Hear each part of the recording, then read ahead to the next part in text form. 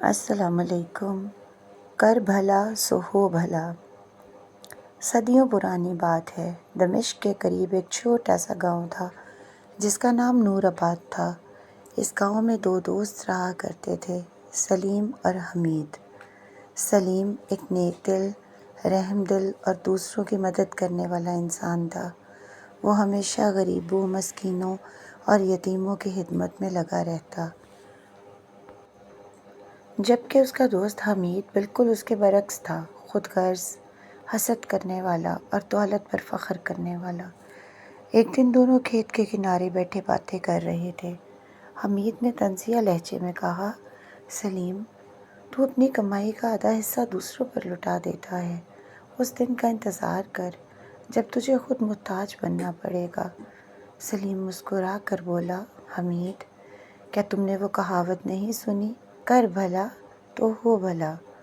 اگر ہم دوسروں کا بھلا کریں گے تو اللہ ہمارے ساتھ بھی بھلا کرے گا۔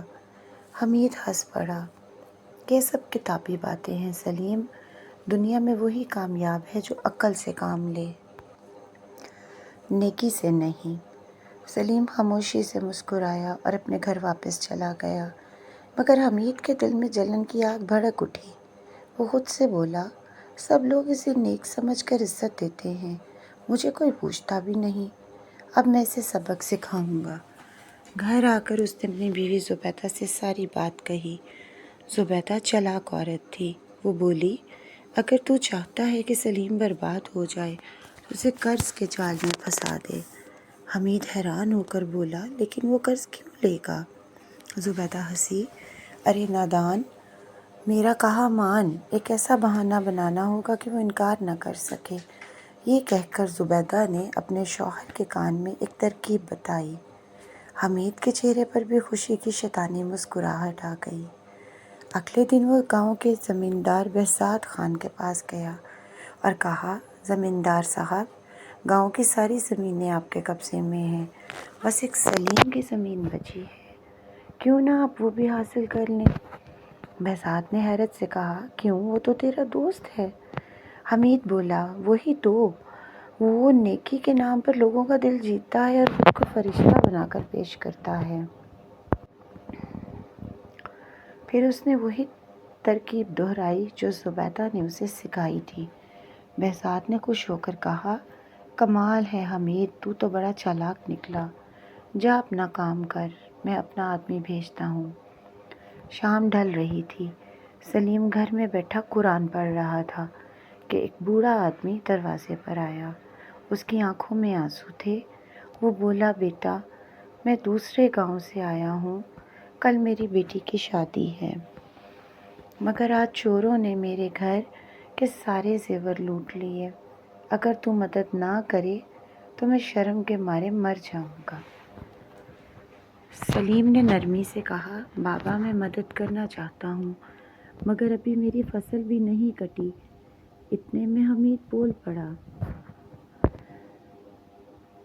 سلیم، فکر نہ کر، بہزاد خان تجھے قرض دے دیں گے، بعد میں تو واپس کر دینا۔ سلیم نے سوچ کر کہا، ٹھیک ہے حمید، تو میرے ساتھ چل۔ سلیم زمیندار کے پاس گیا اور اس نے ساری بات بتائی۔ بہزاد نے مسکرا کر کہا، میں قرض دے سکتا ہوں، مگر 1 مہینے میں واپس چاہیے۔ سلیم نے وعدہ کیا کہ وہ رقم لے آیا اور وہی رقم بوڑھے کو دے دی۔ بوڑھا شخص باہر نکلا اور وہ سیدھا بہزاد کی حویلی میں پہنچا۔ رقم واپس کرتے ہوئے بولا، یہ لیجئے خان صاحب، آپ کا کام ہو گیا۔ بہزاد مسکرایا، اب وہ میرا مقروض ہے۔ وقت گزرتا گیا، فصل کٹنے پر سلیم نے سارا قرض واپس کیا، مگر بہزاد بولا، یہ تو اصل رقم ہے، سود کہاں ہے؟ سلیم چونکا، مگر ہم نے سود کی کوئی بات نہیں کی تھی۔ بہزاد غصے سے چیخا، اب تیرا کھیت میرا ہوا۔ سلیم نے احتجاج کیا، مگر کوئی سننے والا نہیں تھا۔ وہ سیدھا بادشاہ عادل شاہ کے محل پہنچ گیا۔ عادل شاہ نے زمیندار اور حمید دونوں کو دربار میں طلب کیا۔ زمیندار نے کہا، میں نے سود کی شرط پہلے ہی بتائی تھی، حمید بھی گواہ ہے۔ حمید نے ہاتھ جوڑ کر جھوٹ بول دیا۔ بادشاہ نے سلیم کو ڈانٹا کہ تو اپنی دولت لٹا کر خود کو نیک سمجھتا ہے، یہ ریاست میں ہمارا کام ہے، تیرا نہیں، اور فیصلہ سنا دیا کہ سلیم کی زمین بساط کی ہوئی۔ سلیم ٹوٹ گیا، مگر اس نے کہا میرا ایمان اب بھی یہی ہے کہ کر بھلا تو ہو بھلا۔ اگلے دن وہ زمیندار کے دیے ہوئے بے آب ہو گیا، بیکار کھیت پر پہنچا۔ زمین بنجر تھی، مٹی میں دراڑیں تھیں۔ وہ پھر بھی ہل چلانے لگا۔ تھوڑی دیر بعد ہل کی نوک کسی سخت چیز سے ٹکرائی۔ سلیم نے زمین کھودی تو ایک پرانا صندوق نکلا۔ جب اس نے کھولا تو اندر سونا، چاندی، ہیرا اور موتی چمکنے لگے۔ وہ شکر کرتا ہوا صندوق گھر لے آیا۔ بیوی عائشہ نے کہا دیکھا، میں کہتی تھی نیکی رائے گاہ نہیں جاتی، مگر حمید پھر بھی باز نہ آیا۔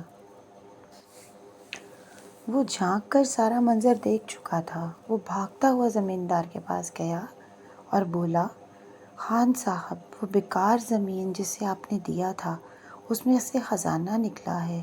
زمیندار غصے سے بھڑک اٹھا۔ سلیم کے گھر پہنچا۔ یہ صندوق میرا ہے، اس نے دھاڑتے ہوئے کہا۔ سلیم بولا جھوٹ مت بول، یہ زمین تم نے بادشاہ کے سامنے میرے نام کی تھی، اب اس پر تمہارا کوئی حق نہیں۔ دونوں جھگڑتے ہوئے بادشاہ کے محل پہنچے۔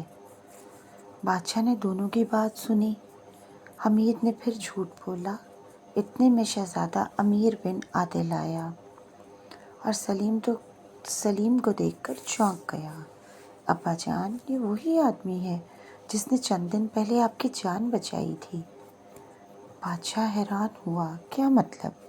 شہزادہ بولا یہی وہ شخص ہے جس نے ہمیں بتایا تھا کہ وزیر آپ کے قتل کی سازش کر رہا ہے، اور اس نے انعام لینے سے بھی انکار کر دیا تھا۔